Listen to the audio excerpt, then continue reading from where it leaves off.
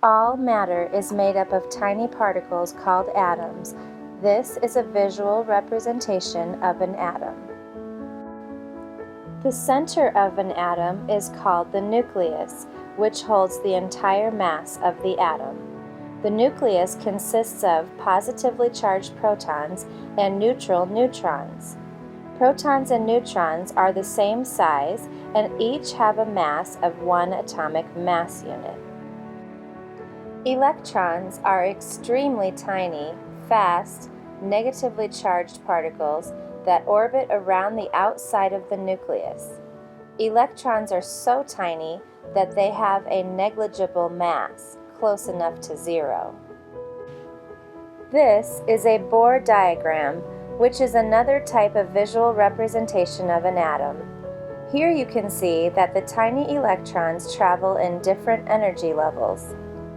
The electrons that are on the outermost energy level are called valence electrons. These are the very important electrons that are involved in chemical bonds. You can see that there are 7 valence electrons in this particular Bohr diagram.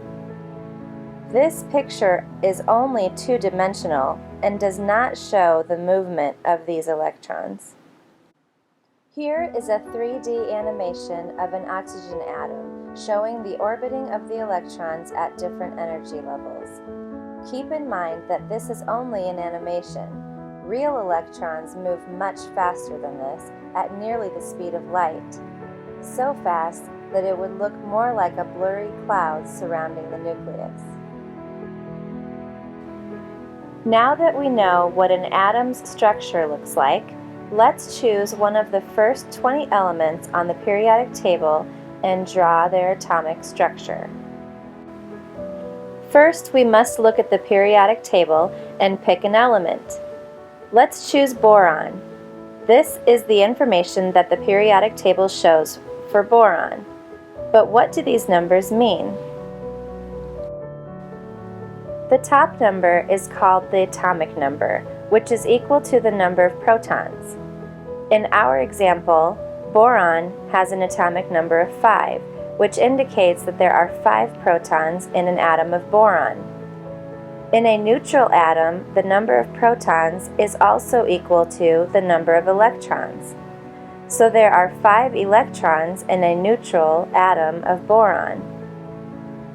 The bottom number is the atomic mass.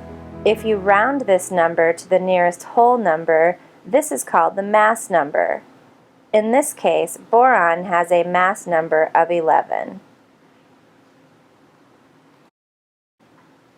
The mass number is equal to the number of protons and neutrons in the nucleus. Remember that we already know that boron has 5 protons because the atomic number is 5. That must mean that the other 6 particles in the nucleus are the neutrons. So now we are ready to draw an atom of boron using the information.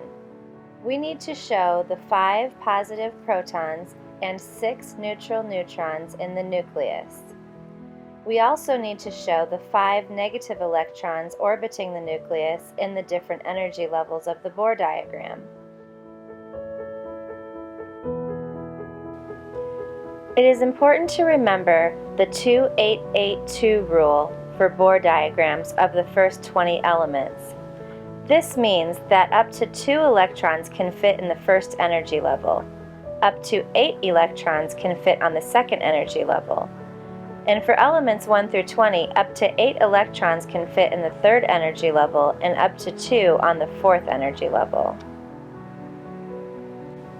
So, in our Bohr diagram of a boron atom, we have 2 electrons in the first energy level and 3 valence electrons in the outermost energy level.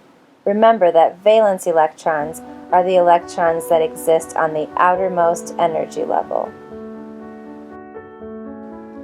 Practice on your own now. Draw the Bohr model of a potassium atom.